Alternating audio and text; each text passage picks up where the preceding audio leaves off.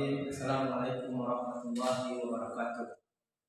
Perkenalkan, nama saya Wilman Dawel, Prodi MPI semester 3. Di sini saya menjelaskan isi makalah saya dengan judul Perilaku Peserta Didik yang diampu oleh Walimah Yusnita Hasibuan, LPD.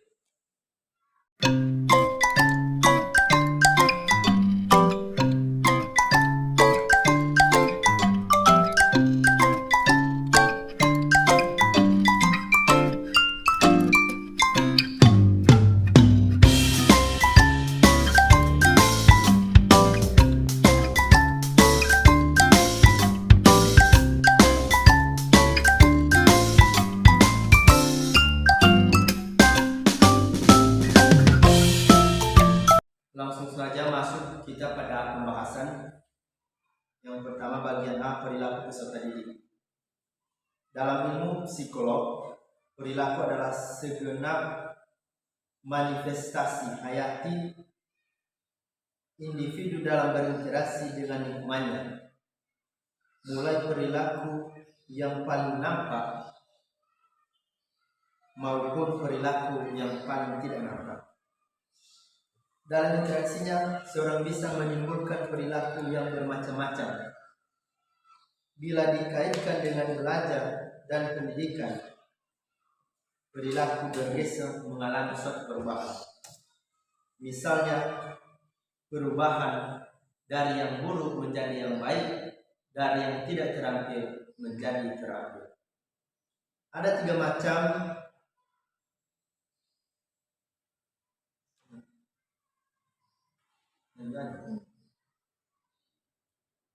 macam instruksional dalam menentukan perilaku awal peserta didik. Yang pertama, siswa atau calon peserta didik. Yang kedua, orang-orang yang mengetahui kemampuan mahasiswa atau calon peserta didik dari dekat, seperti pengajarannya terdahulu atau batasannya.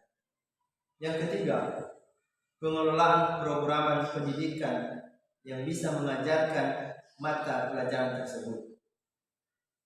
Masuk kita pada pembahasan yang kedua, yaitu hal-hal yang perlu dalam perilaku peserta didik. Di sini ada beberapa faktor. Yang pertama, faktor-faktor akademis. Dalam faktor-faktor akademis ini terbagi beberapa macam. Yang pertama, berapa jumlah siswa dalam satu kelas.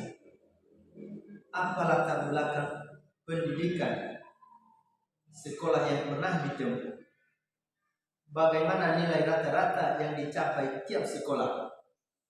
Latihan yang pernah dialami. Yang keempat, apakah siswa mempunyai kebiasaan belajar sendiri. Yang kelima, bagaimana kebiasaan belajar siswa.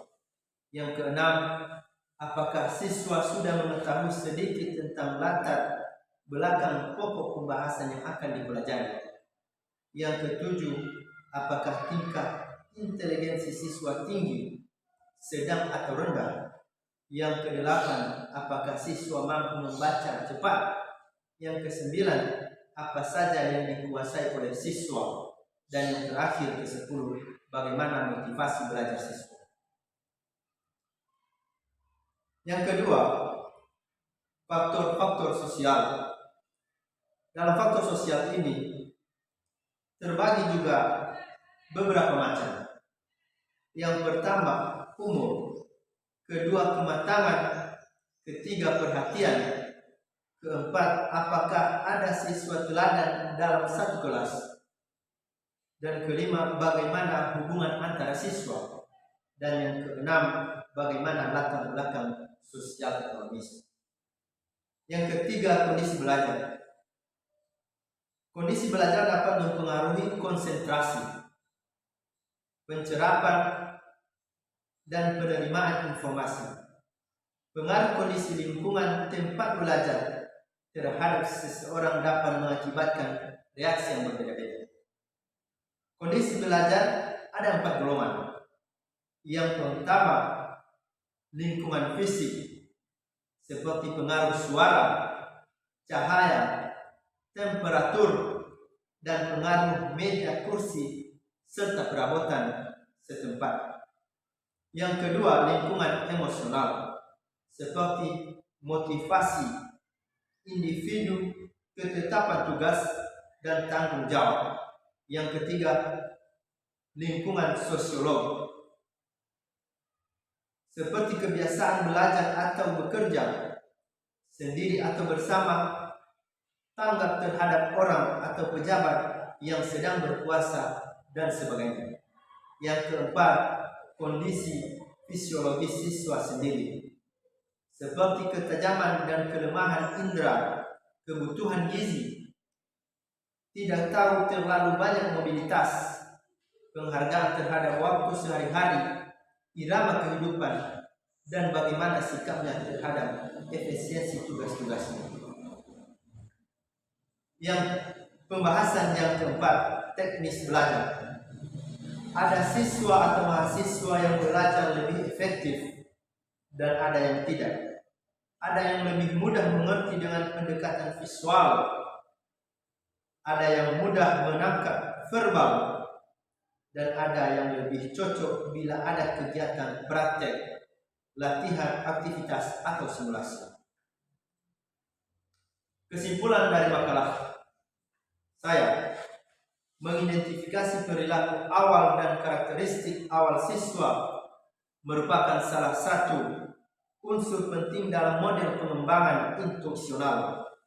Mengidentifikasinya dengan mengemukakan pendekatan menerima siswa apa adanya dan menyusun sistem instruksional atas dasar-dasar siswa atau mahasiswa tersebut. Karena itu, mengetahui perilaku yang dikuasai mahasiswa sebelum mengikuti pelajaran diperlukan untuk dapat mencapai tujuan instruksional yang ditetapkan.